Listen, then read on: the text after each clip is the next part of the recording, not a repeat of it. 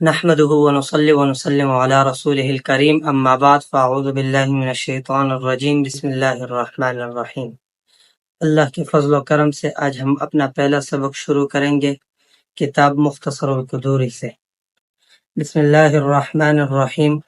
قال اللہ تعالی یا ایہا الذین آمنوا اذا قمتم الى الصلاة فاغسلوا وجوہکم وایدیکم الى المرافق وامسحوا برؤوسکم وارجلکم الى الکعبین۔ اے ایمان والو، جب تم نماز کے لیے کھڑے ہو جاؤ، یعنی جب تم نماز کا ارادہ کرو تو اپنے چہروں کو دھو لو، اور چہرے کی حدود پیشانی کے بالوں سے لے کے تھوڑی تک اور ایک کان کے لو سے لے کے دوسرے کان کے لو تک ہے۔ وَأَيْدِيَكُمْ إِلَى الْمَرَافِقِ، اور دونوں ہاتھوں کو کہنیوں تک۔ وَامْسَحُوا بِرُؤُوسِكُمْ، اور سر کا مسح کر لو۔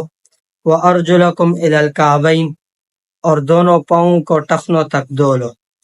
فَفَرْضُ الطَّهَارَةِ غَسْلُ الْأَعْضَاءِ الثَّلَاثَةِ وَمَسْحُ الرَّأْسِ، اور طہارت میں فرائض 4 ہیں، 3 چیزوں کا دھونا اور سر کا مسح کرنا۔ یہ حقیقت میں 5 ہیں، لیکن ہاتھ اور دونوں پیر، 2 ہاتھ اور 2 پیر ایک ہی حکم میں آتے ہیں، اس لیے 3 جگہوں کا دھونا یعنی چہرہ، ہاتھ اور پیر، اور سر کا مسح کرنا یہ وضو میں فرض ہے۔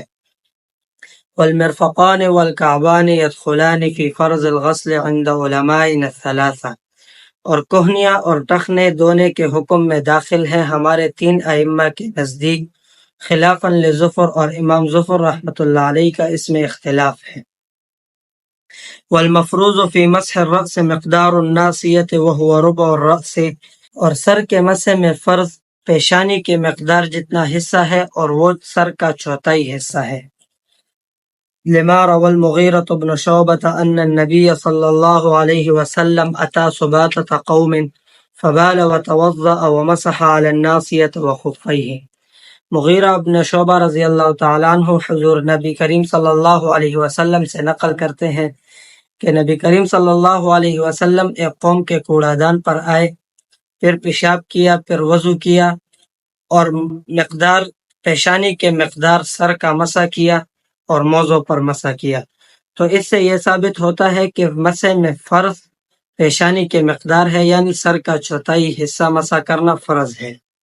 وسنن الطہارة غسل اليدین 3 قبل ادخالهم الاناء اذا استيقظ المتوضئ من نومه، اور طہارت کی سنتیں یعنی وضو کی سنتیں، پہلی سنت یہ ہے کہ جب آدمی نیند سے اٹھے تو 3 مرتبہ اپنے ہاتھ دھوئے کسی برتن میں داخل کرنے سے پہلے۔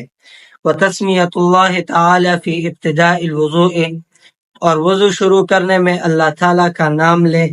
والسواک، اور مسواک کرنا بھی سنت ہے، اگر مسواک نہ ہو تو شہادت کی انگلی سے بھی مسواک کی نقل کر سکتا ہے۔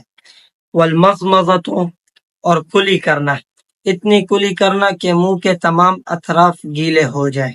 والاستنشاق، اور ناک میں پانی ڈالنا، اتنے مقدار میں پانی ڈالنا کہ ناک تر ہو جائے۔ ومسح الاذنین، اور دونوں کانوں کا مسح کرنا۔ کانوں کا مسح کرنے کا طریقہ یہ ہے کہ شہادت کی دونوں انگلیاں لے کے کان کے اندر گھمائیں اور دونوں انگوٹھے سے کان کے باہر کا احاطہ کریں۔ وتخلیل اللحیۃ، اور داڑھی کا خلال کرنا۔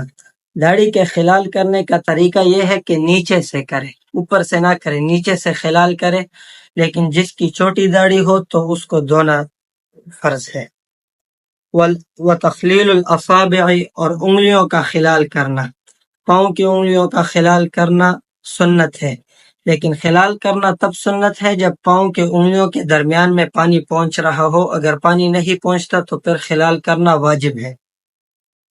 وتکرار الغسل الی الثلاث، اور ان تمام چیزوں کو 3 مرتبہ دہرانا، 3 مرتبہ دھونے کو 3 مرتبہ دہرانا، یعنی ہر عضو کو 3 مرتبہ دھونا، اور مسح 1 مرتبہ کرنا ہے۔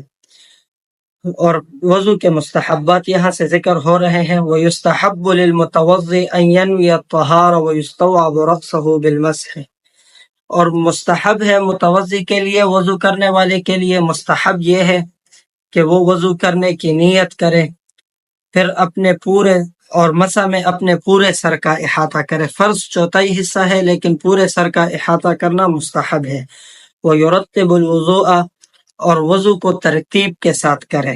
فَيَبْدَأُ بِمَا بَدَأَ اللَّهُ تَعَالَى بِذِكْرِهِ پس اس سے شروع کرے جس کا ذکر اللہ تعالیٰ نے پہلے شروع کیا ہے۔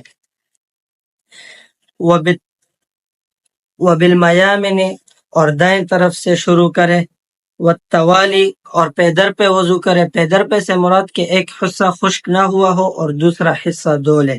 ومسح الرقبۃ اور گردن کا مسح کرنا بھی مستحب ہے، لیکن اکثر لوگوں کو دیکھا گیا ہے کہ گردن کے مسح کے ساتھ گلے کا مسح بھی کرتے ہیں، اور گلے کا مسح کرنا بدعت ہے، تو یہ نہیں کرنا چاہیے۔ صدق اللہ العظیم۔ الحمدللہ، تو آج کا یہ ہمارا سبق ہوا مختصر و فتوری کا پہلا سبق، جس میں ہم نے وضو کے فرائض، سنتیں اور مستحبات سیکھی۔ تو انشاءاللہ یہ سلسلہ جاری رہے گا، آپ ہمارے ساتھ اس میں جڑے رہیے اور اپنی رائے کمنٹس میں ضرور پیش کیا کریں، اس سے ہمارا بھی فائدہ ہوگا، جو کچھ کمی بیشی ہوگی وہ بھی پوری ہو جائے گی انشاءاللہ۔